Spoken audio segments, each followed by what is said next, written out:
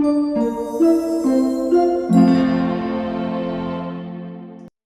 is the last time that communication broke down in your team or your organization? What did it feel like? High friction. Everyone is stressed. Frustration. People are angry with each other. You're missing deadlines. You can't get your projects done. Whenever I ask people about this, they tell me it happens a lot. And we know the cost. When communication fails in organizations, it costs companies $2 trillion a year. Because it impacts productivity, engagement, and profitability. We can talk about a culture of communication. We can talk about the cultures of companies. Some companies are mission-driven. Some are cultures of technology. Some are people-first or mission-driven. We can talk about how companies prefer to communicate. Some companies are obsessed with email or Slack or meetings.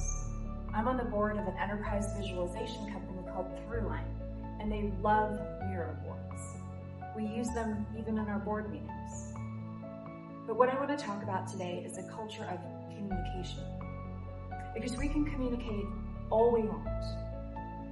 But if it's not effective, it's pointless. We will just be emailing, meeting, slacking, texting into the void. So what do I mean by effective communication? Effective communication is purposeful. It's prioritized.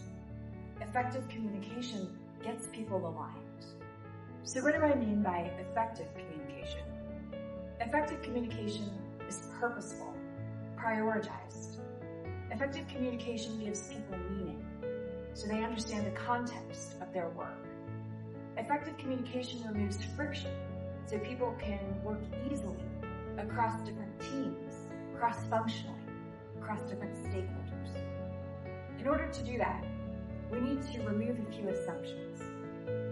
It's really easy to assume that we can just throw information over the fence, just throw it at people, and they'll understand it. But that is a monologue, not a dialogue. That's not communication. It's easy to assume that we can solve the problem of poor communication with more communication, but that just drowns people in more noise, more stress. And it's easy to assume that everybody gives and receives information the same way that we do, but that doesn't take into account all the different communication styles. So when we dismantle those three assumptions, what we can do is actually create a culture of much more effective communication. And companies that have done this effectively, they know that we need to take into account three things: why, what, and how. Why? Why am I working? Why do I need to pay attention to this? Why is this important to me? Why does this matter? Why am I in this meeting? And what? What is the message? What do I need to pay attention to inside a message?